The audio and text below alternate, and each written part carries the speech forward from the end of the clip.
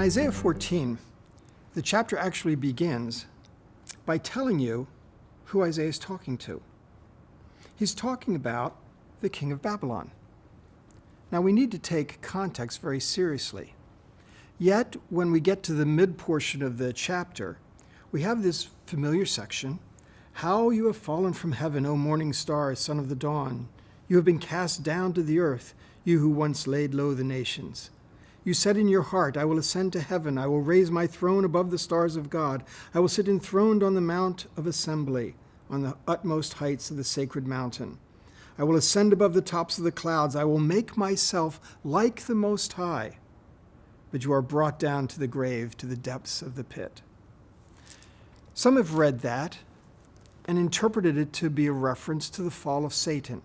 We have this traditional story about the fall of Satan, that he was this glorious archangel and often given the name Lucifer, and that in his pride he tried to usurp God's throne, and that was the result that resulted in his fall.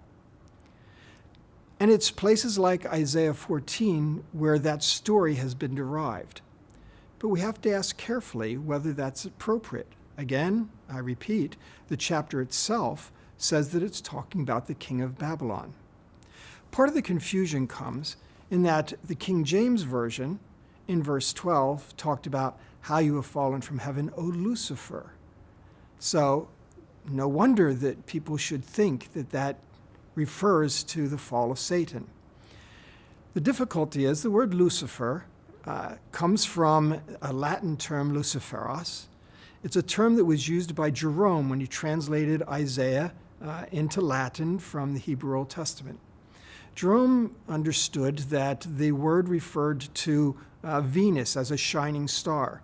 So he used a word in Latin that referred to that, luciferos, shining one. That was one of the ways to refer to Venus. Jerome wasn't thinking anything about Satan. He wasn't trying to give a new name to Satan. He was using an appropriate Latin term for how he interpreted the Hebrew, referring to the shining star of Venus.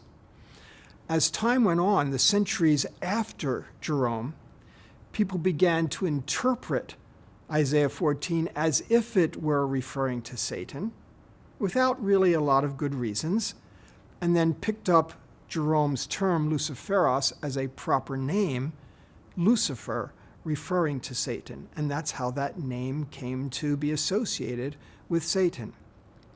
But when we go back to the passage, we find there's no reason to read it that way at all. There's nothing here that suggests that it's referring to Satan. The idea of falling, of being kicked out, of being cast down, his idea that he would raise up his throne, we have to think in terms of the king of Babylon. Did they do such presumptuous things? Oh, yes, they did.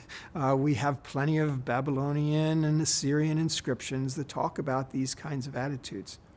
So there's really no reason in the text to think that this refers to Satan. And we can't think that it's somehow something that automatically would have communicated this to Israel, because nowhere in Israelite literature is there any suggestion that they thought of Satan in those ways. Furthermore, the New Testament never comes back to Isaiah 14 to indicate that they are interpreting it as referring to Satan. When we move even to the Reformers, we find that Calvin was very explicit in saying that there's no reason whatsoever to interpret Isaiah 14 as referring to Satan.